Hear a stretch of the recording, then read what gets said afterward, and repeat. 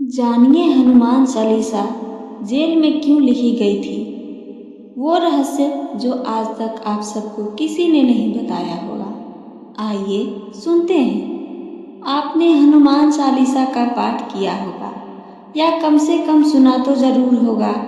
ये 40 चौपाइयों की वह दिव्य रचना है जिसे राम भक्त हनुमान की महिमा का साक्षात दस्तावेज कहा जाता है। हर वह व्यक्ति जो जीवन के किसी कष्ट से जूझ रहा हो, मानसिक, शारीरिक या आध्यात्मिक, उससे जब यह चालीसा मिलती है तो जैसे उसके जीवन में भगवान हनुमान खुद प्रवेश कर जाते हैं। लेकिन क्या आप जानते हैं कि इस चमत्कारी चालीसा की रचना कहाँ हुई थी? किसी मंदिर में, किसी शांत आश्रम में नहीं। हनुमान चालीसा की रचना उस स्थान पर हुई जहाँ आमतौर पर केवल दुख, पीड़ा और निराशा का वास होता है। मुगल सम्राट अकबर की जेल में तुलसीदास और अकबर का आमना सामना हुआ। कहानी 16वीं सदी की है। काशी के संत राम के अनन्य भक्त गोस्वामी तुलसीदास की ख्याति पूरे देश में फैल चुकी थी। वे जहाँ भी जाते लोग उन्हें देखने और उनके प्रवचनों को सुनने उमड़ पड़ते थे। उनके मुख से श्री राम का नाम निकलता तो वातावरण भक्ति रस से भर जाता। यह प्रसिद्धि जब दिल्ली के शाही महल तक पहुंची तो मुगल सम्राट अकबर ने तुलसीदास को दरबार में बुलाया। कहा जाता है कि अकबर तुलसीदास की चमत्कारिक शक्तियों और उनके प्रभाव से प्रभावित था, लेकिन साथ ही उसे यह भी जानना था कि एक संत कितना झुक सकता है शाही सत्ता के सामने। प्रशंसा लिखने का आदेश। जब तुलसीदास दरबार में पहुंचे तो उनसे अनुरोध किया गया, नहीं आदेश दिया गया कि वे बादशाह अकबर की प्रशंसा में कुछ रचनाएं करें जैसे वे श्री राम के लिए करते हैं। लेकिन तुलसीदास जो श्री राम को अपना सर्वस्व मानते थे, उन्होंने साफ शब्दों में इनकार कर दिया। मैं अपने प्रभु श्री राम के अलावा किसी और की स्तुति नहीं कर सकता। इस उत्तर ने शाही दरबार को क्रोधित कर दिया और क्रोध में लिए गए निर्णय अक्सर अन्यायपूर्ण होते हैं। तुलसीदास को तुरंत बंदी बनाकर जेल में डाल दिया गया। कैद और करुणा।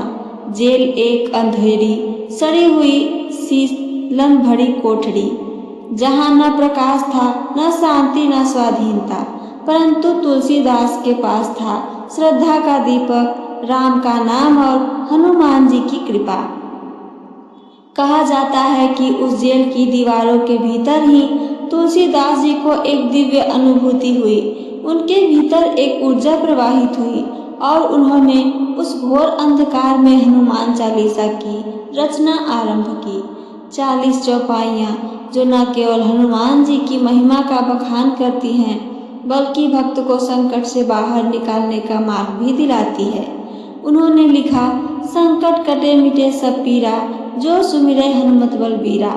जैसे जैसे चालीसा पूरी होती गई जेल का वातावरण बदलता गया।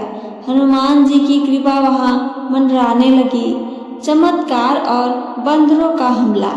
जब तुलसीदास जी ने हनुमान चालीसा का 100 बार पाठ किया तभी कुछ ऐसा हुआ जिसने अकबर को हिला दिया। कहते हैं अचानक बंदरों का झुंड अकबर के महल पर टूट पड़ा। वे महल में कूदने लगे, सब अस्त व्यस्त कर दिया।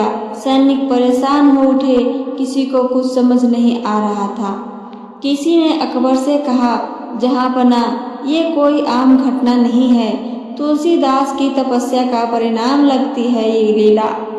अकबर ने तुरंत तुलसीदास जी को बुलाया और जब उन्होंने तुलसीदास को देखा शांत, निडर और भक्ति में लीन, तो स्वयं झुक गए। तुलसीदास जी को सम्मानित कर रिहा किया गया और इस प्रकार वह जेल जहाँ केवल पीड़ा की कहानी होती थी, हनुमान चालीसा की जन्मभूमि बन गई। हनुमान चालीसा केवल स्तुति नहीं, एक कवच। हनुमान चालीसा केवल चौपाइयों का संग्रह नहीं, यह एक आध्यात्मिक कवच है जो आपको हर संकट से बचाता है।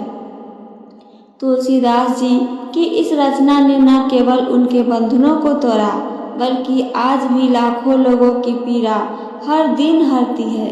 तुलसीदास की आंतरिक पीड़ा और राम के प्रति समर्पण। जेल की उस अंधेरी कोठरी में बैठे तुलसीदास जी बाहर से तो शांत दिखते थे, लेकिन भीतर एक ज्वाला धधक रही थी, एक पीड़ा थी। क्या अब प्रभु मेरी परीक्षा लेंगे? लेकिन तभी उन्हें भीतर से एक आवाज़ सुनाई दी, जो संकट में भी मेरा स्मरण करे, मैं उसे कभी नहीं छोड़ता हूँ। बस उसी क्षण उनका मन स्थिर हुआ और कलम चलने पड़ी लगी। जो शब्द निकले वे केवल शब्द नहीं थे, वे एक भक्त की पुकार, एक तपस्वी की साधना और एक कवि की आत्मा थी। हनुमान जी का दिव्य प्रकट होना। आइए आगे कथा और सुनते हैं। कुछ कथाओं में यह भी वर्णित या वर्णन है कि जब तुलसीदास जी हनुमान चालीसा लिख रहे थे तो एक रात अचानक जेल की कोठरी में तेज प्रकाश फैला।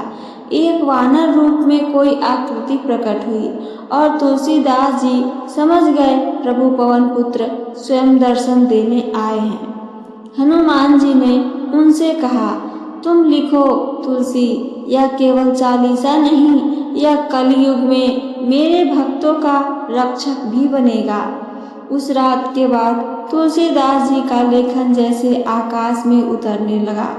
उनकी लेखन में अगाध भक्ति और अद्भुत शक्ति समाहित हो गई थी। हनुमान चालीसा की भविष्यवाणी।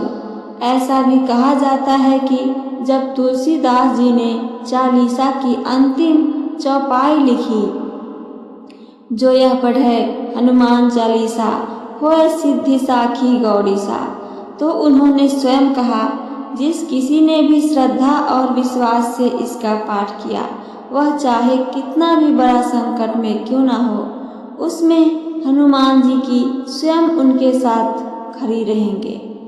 और आज सदी बाद बीत चुकी है, यह चौपाइयाँ आज भी उतनी ही प्रभावशाली है। दिल से निकलने वाली प्रार्थना। तुलसीदास जी ने यह चालीसा जेल से मुक्ति के लिए नहीं, बल्कि हनुमान जी के श्री चरणों में अपने समर्पण के लिए लिखी थी।